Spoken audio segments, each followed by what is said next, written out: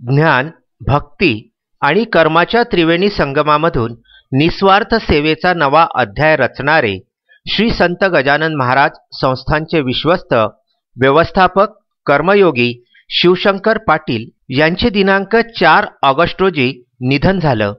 मागील 3-4 दिवसांपासून त्यांचे मल्टी ऑर्गन फेल्युअर झाल्यामुळे शिवशंकर पाटील यांची प्रकृती अत्यवस्थ झाली होती।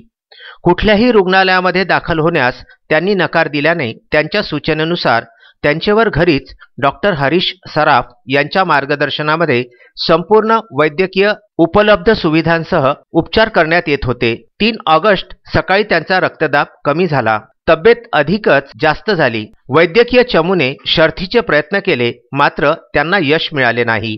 दिनांक 4 ऑगस्ट रोजी सायंकाळी 5:31 शिवशंकर पाटील यांनी अखेरचा श्वास घेतला। दरम्यान या दुःखद घटनेची माहिती मिळताच राज्याचे अन्न औषधी प्रशासन मंत्री तथा बुलढाणा जिल्ह्याचे पालकमंत्री डॉक्टर राजेंद्र शिंगणे हे शेगावामध्ये दाखल झाले आहेत।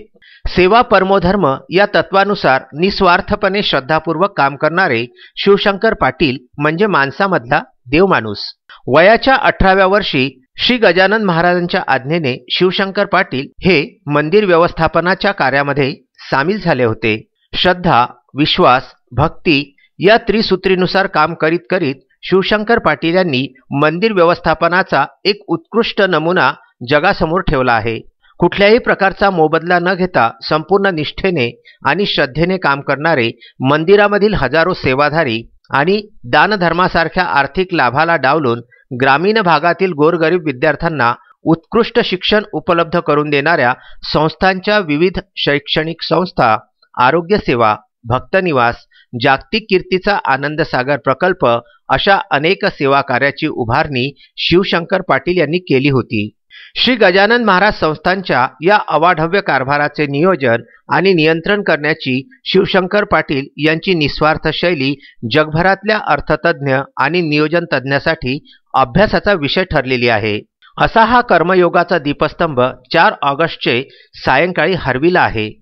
शिवशंकर पाटील यांच्या अकस्मात निधनाने विदर्भाची पंढरी म्हणजेच शेगाव हे पोरके झाले असून संपूर्ण राज्यावर शोककळा पसरली आहे। शिवशंकर पाटील यांना श्रीचरणी चिरशांती लाभो हीच प्रार्थना, तसेच विदर्भ न्यूजच्या वतीने सुद्धा भावपूर्ण श्रद्धांजली। ओम शांती शांती। महेंद्र मिश्रा, विदर्भ न्यूज, शेगाव।